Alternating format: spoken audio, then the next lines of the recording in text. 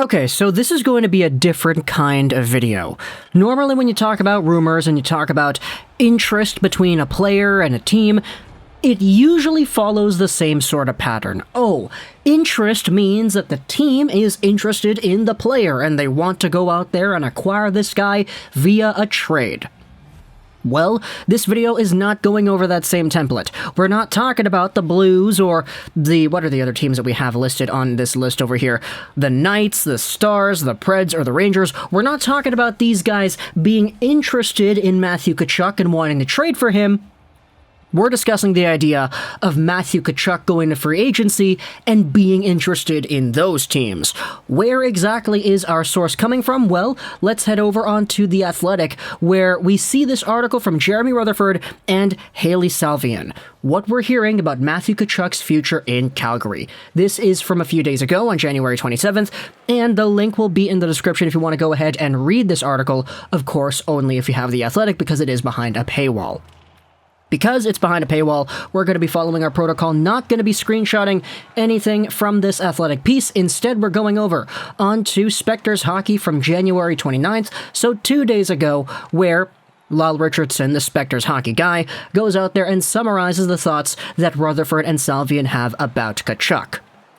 Let's go over the entire situation here before we highlight what has been said. Matthew Tkachuk, 24 years old, 6'2", 203, making $7 million this year on the AAV, which does indeed expire this offseason. This 3-year contract with the $7 million AAV was signed back as, I believe it was a qualifying offer. Actually, I'm not too sure. No, qualifying offers are only 1 year long, right? No, this was a bridge deal. This was a bridge deal signed during the frantic RFA period that had other guys like Sebastian Aho and Brock Besser and all them also being on the payroll, or supposed to be on the payroll.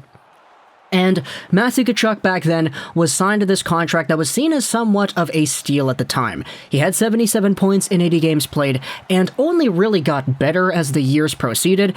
61 points in 69 games in 2019-20, pretty nice by the way, and then he had 43 points in 56 games last year. This season though, Matthew Tkachuk has gone out there and been as good as he has ever been.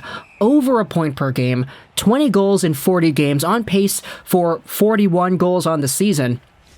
And he is on pace for over a point per game in totality as well. So Matthew Tkachuk, with his, 9 points in his recent 5 games and 16 points in recent 10 games, he's been a very good, very sustained NHL scoring forward, who also does all the physical things that we know Matthew Tkachuk is able to do.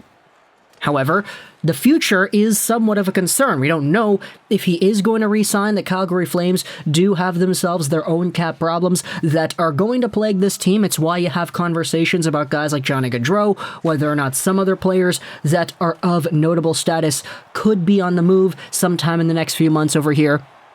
Which is why this year is really being seen as a do-or-die year for Calgary in some people's minds. Oh, they have to go out there, trade for a whole bunch of guys, try to go for one last hoorah playoff run with the core they do have: Monahan, Gaudreau, Tkachuk, Lindholm, etc., whoever else they wanted to add on as well.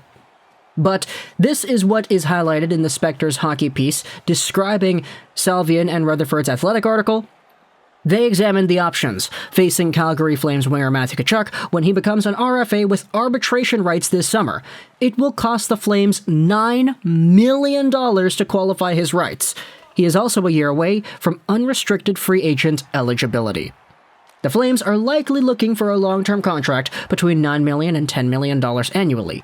They wonder if a $10 million AAV on an 8-year deal would get the job done. Oh boy. $80 million for Matthew Tkachuk? Okay, I get it. Matthew Tkachuk is a good player, but let's be real here.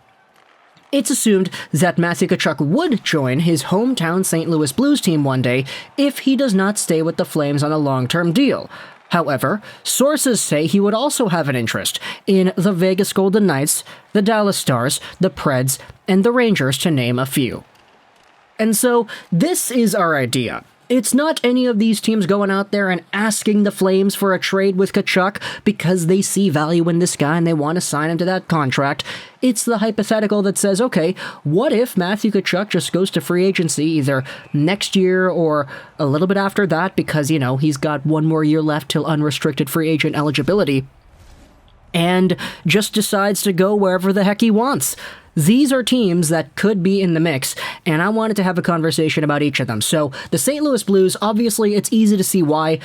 Keith Tkachuk, the dad, was playing in St. Louis when the Tkachuk boys, Brady and Matthew, grew up, which is why there is a deep emotional connection to St. Louis. And we've all seen the press, right? Keith Tkachuk going to the All-Star game, being this alumni guy and having his sons by his side. It's a pretty cool story, but it is kind of indicative of where the hearts, I believe, of the Tkachuk kids lie. The Blues right now have currently $63,000 in cap space, which probably shouldn't be relevant in the discussion of what happens in a few years, but there are indeed some players that they will have to re-sign. David Perron comes to mind, Klim Kostin, Tyler Bozak, Logan Brown, and then of course Bertuzzo, Peronovich, Mikkola, and Wallman too. Not to mention Ville Husso, who also is going to give a very interesting conversation in that respect as well. So the Blues, they don't really have a team that I could honestly, realistically see Matthew Tkachuk just joining unless they go out there and shed some money. But, the same could be said about every other team over here, too. The Vegas Golden Knights have $0 in cap space right now, and they have everybody in the moon signed and put onto the LTIR. Martinez, Eichel, Bischoff, you just have the return of Pacioretty and Stone. There are a lot of really good players on the Vegas Golden Knights, so I'm just going to say it right here. Matthew Tkachuk, stay the F away from the Vegas Golden Knights. I get it, playing in Vegas is cool. The taxes are a lot lower, so you can get a lot more money in your pocket at the end of the day. But still, as a hockey fan who does live in the city of Vancouver, I cheer for the Vancouver Canucks, and I kind of don't like the Flames and the Golden Knights already.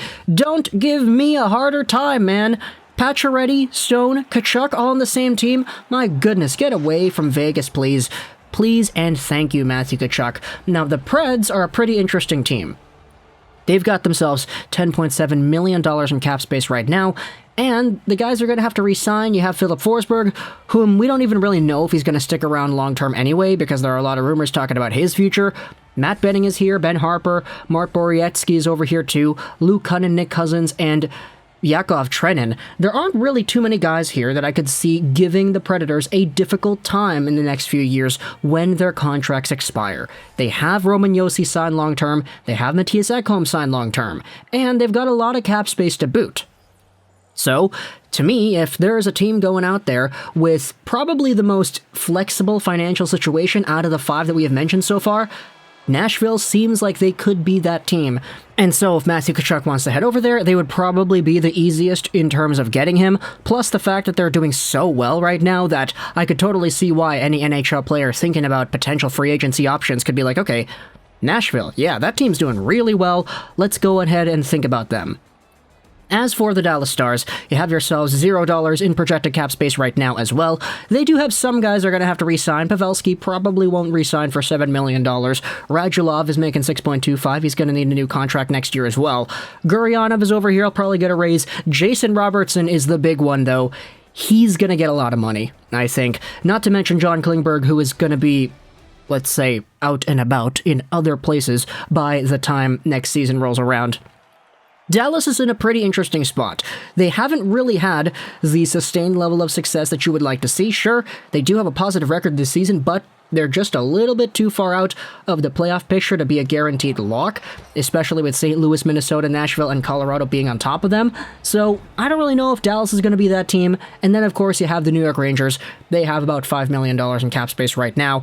And this team, my goodness, you want to talk about a bright future, talk about a bright now. This team is doing really well, and everybody and their mother is talking about the Rangers and just the level of success they have achieved this season. Sure, they do have some conversations that are going to be tough in terms of money. They have Ryan Strome, they have all the guys like Greg McKegg, Johnny Brzezinski, Tim Gettinger, Kevin Rooney, and then the next few years you're going to have Lafreniere, Philip Cheadle, and a few other guys.